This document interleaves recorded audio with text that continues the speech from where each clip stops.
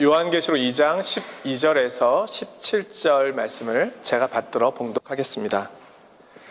버가모 교회의 사자에게 편지하라. 좌우에 날선검을 가지신 이가 이르되 내가 어디에 사는지를 내가 아노니 거기는 사탄의 권자가 있는데라. 내가 내 이름을 굳게 잡아서 내 충성된 증인 안디바가 너희 가운데 곧 사탄이 사는 곳에서 죽임을 당할 때에도 나를 믿는 믿음을 저버리지 아니하였도다. 그러나 내게 두어 가지 책망할 것이 있나니 거기 내게 발람의 교훈을 지키는 자들이 있도다. 발람이 발락을 가르쳐 이스라엘 자손 앞에 걸림돌을 놓아 우상의 재물을 먹게 하였고 또 행음하게 하였느니라. 이와 같이 내게도 니골라당의 교훈을 지키는 자들이 있도다. 그러므로 회개하라. 그리하지 아니하면 내가 내게 속히 가서 내 입에 검으로 그들과 싸우리라. 귀 있는 자는 성령이 교회들에게 하시는 말씀을 들을지어다. 이기는 그에게는 내가 감추었던 만나를 주고 또 흰 돌을 줄 터인데 그 돌 위에 새 이름을 기록한 것이 있나니 받는 자밖에는 그 이름을 알 사람이 없느니라. 아멘.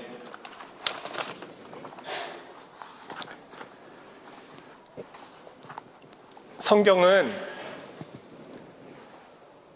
하나님 나라를 세워가시는 하나님의 이야기입니다. 하나님께서는 이 땅에 하나님의 나라를 만드시기 위하여 교회를 세우셨습니다. 신약의 에베소서에서는 하나님께서 교회를 세우시기 위해 창세 전부터, 천지가 창조되기 전부터 계획하셨다고 말씀합니다.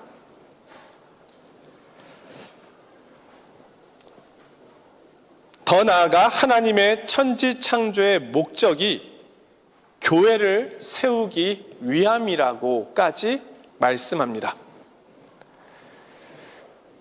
우리는 건물을 예배당이라고 부릅니다. 교회는 건물이 아닙니다. 교회는 하나님의 다스림과 통치를 받아 하나님의 말씀에 순종하는 백성들의 모임입니다.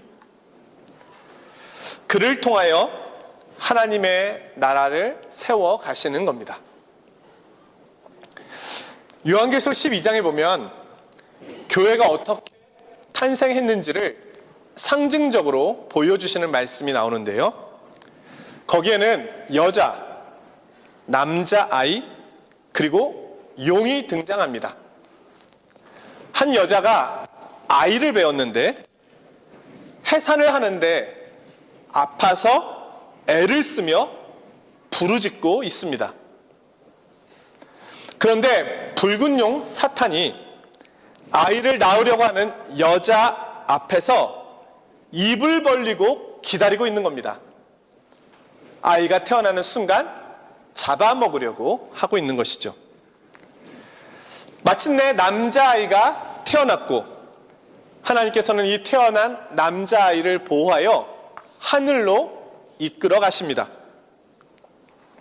그러자 이번에는 용이 아이를 낳은 여자를 박해하기 시작합니다.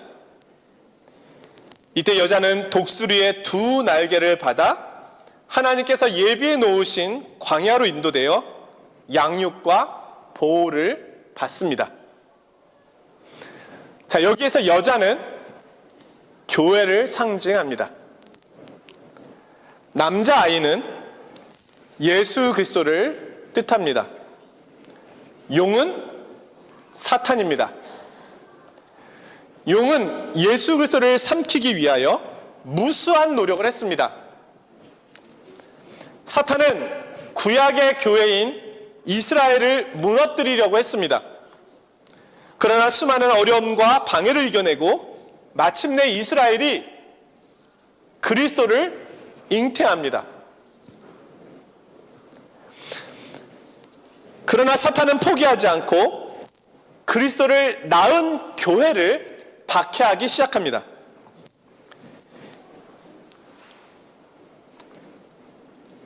그리스도를 낳은 교회를 구약의 교회 이스라엘이라고 말한다면, 그리스도를 낳은 후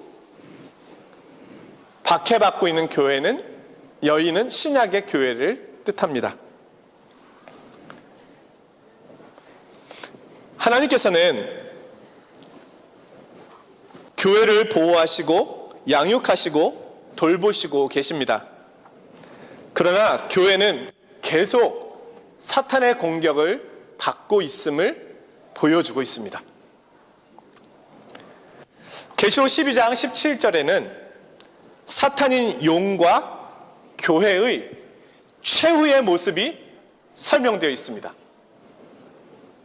용이 여자의 남은 자손 곧 하나님의 계명을 지키며 예수의 증거를 가진 자들과 더불어 싸우려고 바다 모래 위에 서 있더라. 사탄은 교회를 계속해서 방해하다가 결국 교회와 마지막 싸움을 치르게 됩니다. 이것은 선택이 아니라 필연적입니다. 교회는 하나님 나라를 세워가고 있지만 사탄은 그 나라의 끝까지 저항하고 있기 때문입니다. 이 말씀의 교회에 대한 설명이 이렇게 설명되어 있는데요. 하나님의 계명을 지키며 예수의 증거를 가진 자, 이것만이 교회를 교회되게 하는 것입니다. 우리가 이 일에 부르심을 받은 겁니다.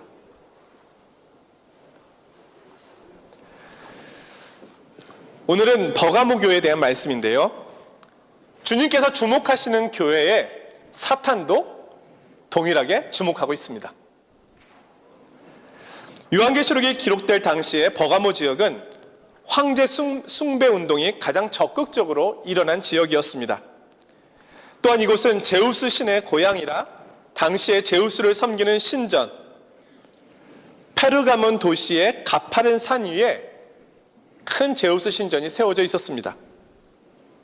이 신전 제단의 크기만 폭이 35m, 세로가 33m에 이릅니다. 1930년도에 독일의 엔지니어 칼 휴만이라고 하는 사람이 이 신전을 통째로 독일 베를린으로 옮겨 가지고 옵니다.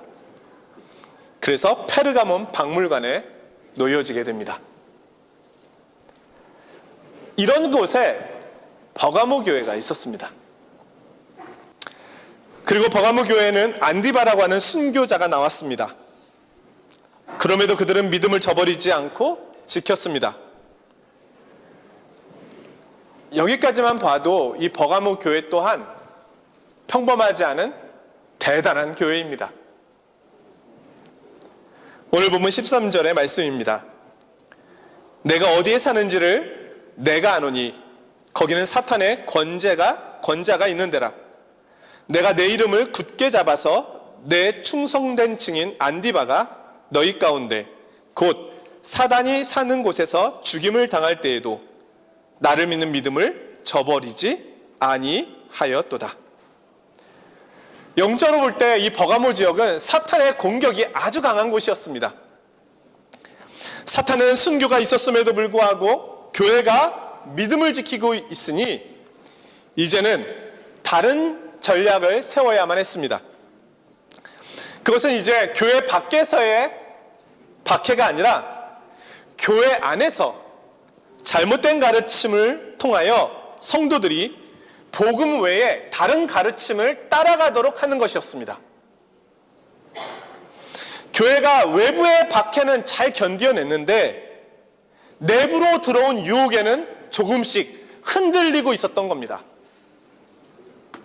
교회는 분별과 지혜가 필요하였고 그리고 교회의 원래의 모습을 회복해야만 했습니다. 주님은 교회를 진단하시고 책망을 하십니다. 14절 15절의 말씀입니다. 그러나 내게 두어 가지 책망할 것이 있나니 거기 내게 발람의 교훈을 지키는 자들이 있도다.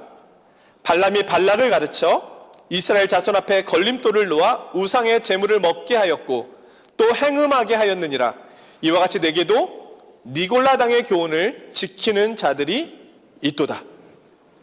구약에서 발람은 모압 왕으로부터 많은 돈을 받고는 이스라엘을 저주합니다. 그러나 하나님께서 그 저주를 허락하지 않으셨습니다.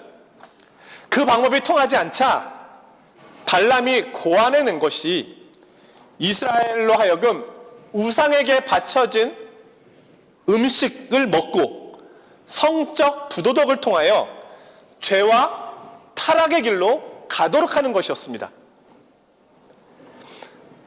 이 발람의 방법이 성공했습니다. 이스라엘은 거룩함과 율법을 버리고 죄에 빠지게 되었고 하나님께로부터 큰 심판을 받게 됩니다. 그 후에도 이스라엘은 자주 발람의 교훈에 넘어졌습니다. 이스라엘은 여호와 하나님도 섬기고 바알도 섬겼습니다. 하나님도 섬기고 세상의 가르침도 따랐습니다. 일종의 혼합주의입니다. 구약시대 발람의 교훈은 무늬만 바뀌어서 버가모 교회에 니골라당의 교훈으로 들어와 있었습니다. 당시에 상업과 무역 활동을 많이 하는 사람들은 여러 신들에게 제사를 지내면서 신들을 위로하고 즐겁게 하는 일들을 행하였습니다. 그런데 그 일에 교회 성도들도 함께 동참하고 있었던 겁니다. 그리하여 제사 음식을 먹고 신전의 창녀들과 어울렸습니다. 그때 니골라당은 하나님과 세상을 겸하여 섬겨도 전혀 문제가 되지 않는다고 교회 안에서 가르쳤습니다. 이로 인하여 그들은 거룩함을 잃어버린 맛 잃은 소금이 되어버렸습니다. 순교자가 나올 정도로 믿음이 있는 교회였지만 마치 삼손처럼 헛된 욕망에 무너져 버렸던 겁니다.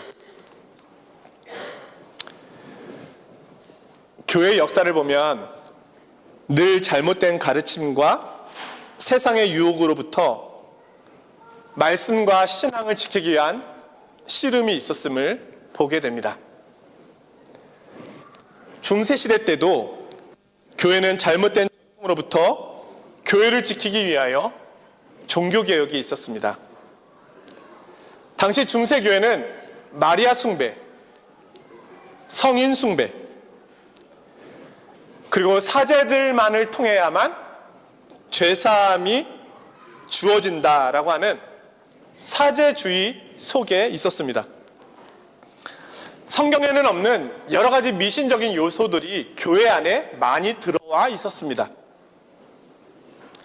마틴 루터는 성경 말씀만이 진리의 표준이 된다고 말하였습니다.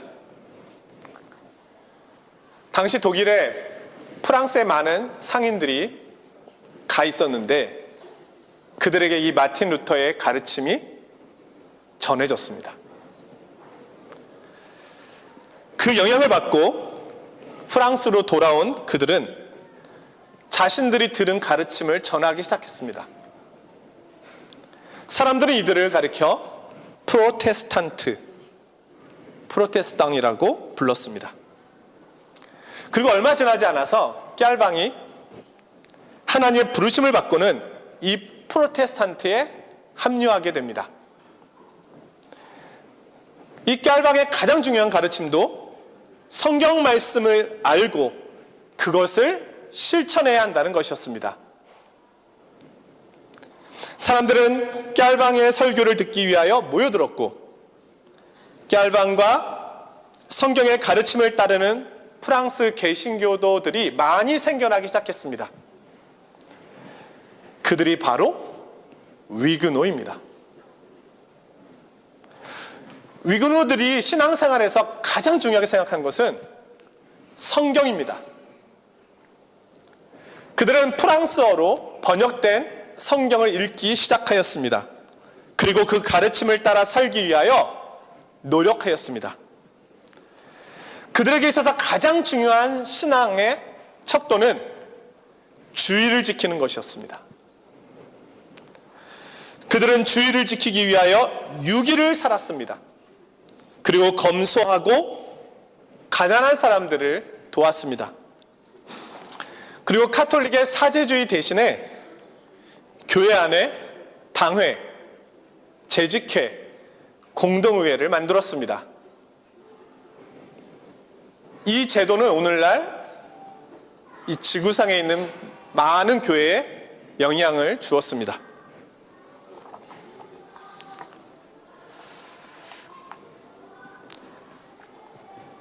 사랑하는 성도 여러분, 오늘날에도 사탄은 외부적인 박해도 가하지만 내부적인 유혹도 행합니다. 교회 안으로 발람과 니골라당과 같은 가르침을 가지고 들어오는 겁니다. 오늘날 교회가 연약해지고 있다면 무엇 때문일까요? 외부적인 박해 때문일까요? 내부적인 유혹 때문일까요? 성도 여러분과 제가 연약한 신앙을 가지고 있다면 외부적인 박해 때문일까요? 내부적인 신앙의 유혹 때문일까요? 물질주의와 세속주의, 성공주의, 비도덕적 문화 등이 교회까지 들어와서 우리의 신앙의 본질을 흩어뜨릴 수 있습니다. 사탄은 교회를 교회되지 못하게 합니다. 만일은 소금이 되게 합니다. 타락하고 연약한 교회가 되게 합니다. 우리는 거짓된 가르침에 저항해야 하며 그러기 위하여 늘 말씀을 공부하고 귀를 기울여 순종해야 하는 것입니다. 오늘 주님께서 버가모 교회를 향하여 말씀하십니다. 그러므로 회개하라. 교회는 늘 이런 위험 속에 있기 때문에 늘 자신을 살피고 교회를 살펴서 회개해야 합니다. 주님 앞에 서는 날까지 교회는 말씀과 기도로 거룩함을 지켜가는 씨름을 해야만 합니다. 초대교회가 이런 위험 속에 있었다면 오늘날 우리야 얼마나 더 큰 위험에 노출되어 있겠습니까? 교회도 연약하여 넘어질 수 있습니다. 가장 중요한 것은 주님께 날마다 회개와 도우심을 구하며 나아가는 데 있는 겁니다. 지난주에 말씀을 미처 나누지 못한 위그노 이야기를 드리려 합니다. 이 내용은 프랑스 위그노 이야기라는 책에서 제가 발췌해 온 것입니다. 16세기 프랑스에 위그노들이 많아지자 카톨릭 교회와 권력자들이 긴장하기 시작했습니다. 앙리 4세는 1598년 4월 13일 낭뜨에서 신교도 위그노에게 조건부로 신앙의 자유를 인정하는 칙령을 발표합니다. 그러나 그럼에도 불구하고 카톨릭은 계속 위그노에게 불만을 터뜨렸습니다. 그때 자료를 보면 위그노들은 직장에서 쫓겨났고 심지어 카톨릭은 아버지가 일을 하러 나간 사이에 몰래 찾아와서 아내와 아이들을 데리고 수도원이나 고아원에 맡겨버렸습니다. 그로부터 약 1세기가 되었을 때 절대군주인 루이 14세가 로마 카톨릭만이 국교다라고 인정하므로 자신의 왕권에 대한 교황청의 지지를 받아냈습니다. 이에 1685년 10월 22일 낭뜨 칙령의 모든 조항을 폐지하는 뽕텐블로 칙령을 발표합니다. 이로써 신교도가 위그노가 누려왔던 모든 종교적, 시민적인 자유를 박탈당합니다. 당시 프랑스에는 100만 명의 위그노들이 있었는데 이 박해를 피해서 40만 명이 다른 나라로 유럽에 흩어지게 되었다고 합니다. 왕은 그들의 출국을 막았고 그들을 카톨릭으로 개종하도록 강요하였고 도피를 시도한 위그노들을 잡아서 큰 배인 갤리선의 노예로 팔아 넘겨버립니다. 갤리선의 위그노들에 대한 기록이 남아 있습니다. 이 노예들의 모습을 묘사한 내용이 있는데요. 한번 읽어드릴게요. 수백 명의 벌거벗은 불쌍한 노예들이 머리를 짧게 깎고는 조잡한 서랍처럼 생긴 진홍색 모자를 하나씩 쓰고 있었다.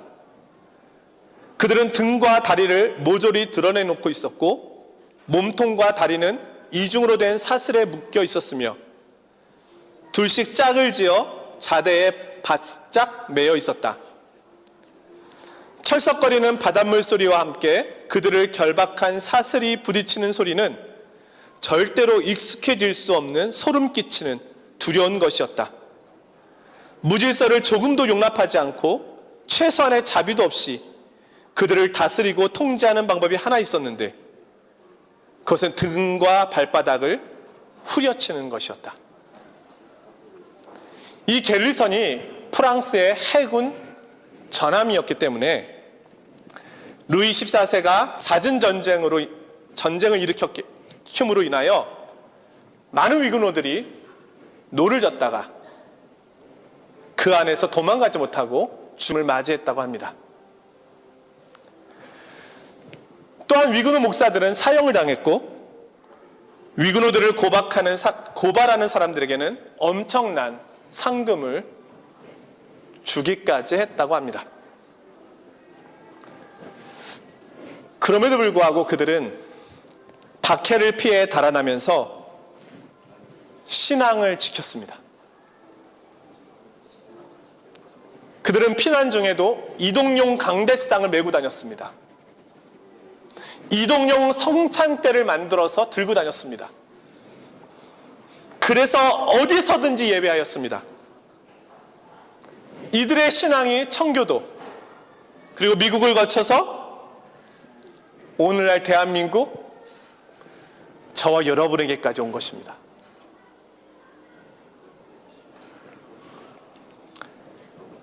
사랑하는 성도 여러분, 하나님의 관심은 교회에 있습니다. 세상 나라도 하나님께 속한 것이지만 성경은 세상 나라가 영원하지 않고 무너질 것이라고 말씀합니다.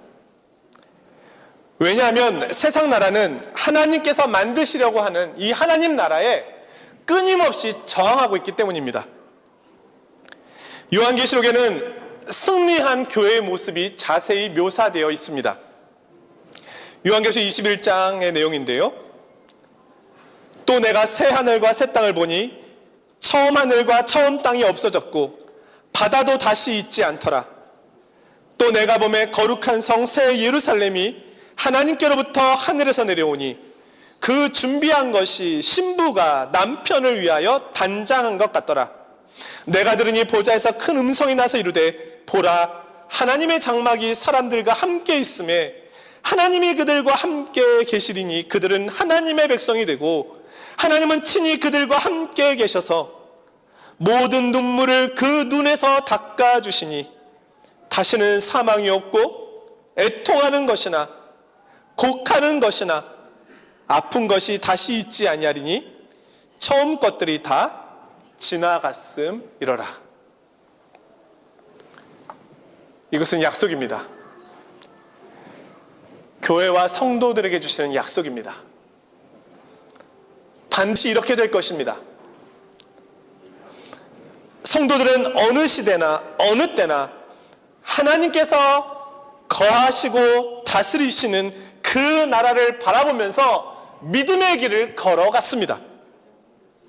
그 나라가 완전히 세워지기까지는 사탄은 내적으로 외적으로 힘없는 공격을 할 것입니다. 우리는 날마다 회개하며 날마다 말씀의 자리로 나아가야 하는 겁니다.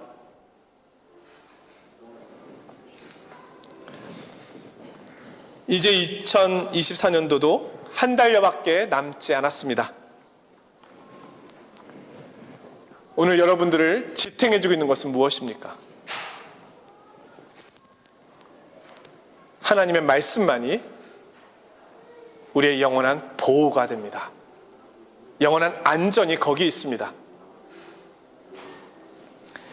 완성될 하나님 나라를 바라보며 이 믿음의 길을 잘 달려가시는 우리 파리장로교회 성도님들이 되시기를 주님의 이름으로 간절히 축원드립니다.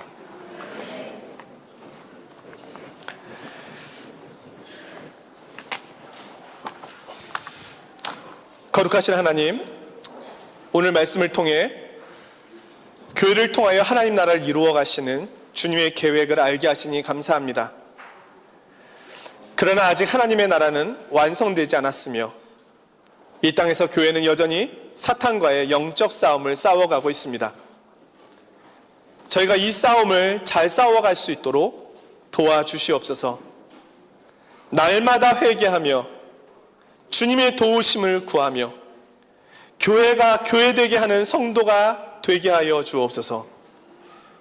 예수님의 이름으로 기도드리옵나이다. 아멘.